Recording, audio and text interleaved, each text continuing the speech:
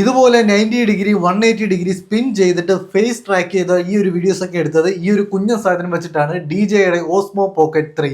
വളരെ compact size ആണ്, 1 ഇഞ്ചിന് ഒരു സെൻസർ ആണ് വരുന്നത്. അതുകൊണ്ട് നമുക്ക് അടിപൊളി ലോ ലൈറ്റ് വീഡിയോസ് എടുക്കാൻ പറ്റും.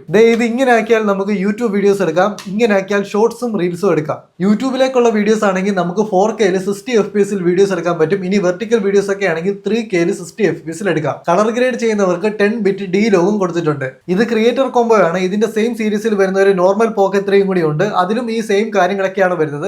പക്ഷേ അത് വെച്ചിട്ട് ഇത് കമ്പയർ ചെയ്യുവാണെങ്കിൽ നിങ്ങൾക്ക് ഇതിൽ എക്സ്ട്രാ ആയിട്ട് ഒരു വൈഡ് ആംഗിൾ ലെൻസും മൈക്കും ഒരു ബാറ്ററി ഹാൻഡിലും ട്രൈപോഡും ഒക്കെ കിട്ടും. ആൻഡ് നോർമലും ക്രിയേറ്റർ കോംബോയും തമ്മിൽ 20,000 രൂപയുടെ വ്യത്യാസമുണ്ട്. ഇനി ഇത് രണ്ടും വാങ്ങാൻ ക്യാഷ് ഇല്ലെങ്കിൽ നിങ്ങൾക്ക് സ്റ്റേബിൾ വീഡിയോസ് എടുക്കാനായിട്ട് നിങ്ങളുടെ ക്യാമറയ്ക്ക് വേണ്ടി ഒരു ഗിംബൽ നോക്കുന്നുണ്ടെങ്കിൽ നിങ്ങൾക്ക് ചൂസ് ചെയ്യാൻ പറ്റിയ ഒന്നാണ് DJIയുടെ RS3 മിനി. ഇതിലും നമുക്ക് ഹൊറിസോണ്ടൽ ആൻഡ് വെർട്ടിക്കൽ രീതിയിൽ നമ്മുടെ വീഡിയോസ് ഒക്കെ ഷൂട്ട് ചെയ്യാൻ പറ്റും. ആൻഡ് നിങ്ങളുടെ ക്യാമറയിലെ ബ്ലൂടൂത്ത് ഇതുമായിട്ട് കണക്ട് ചെയ്താൽ ഇതിൽ നിങ്ങൾക്ക് ഷട്ടർ ബട്ടൺ കൺട്രോൾ ചെയ്യാം.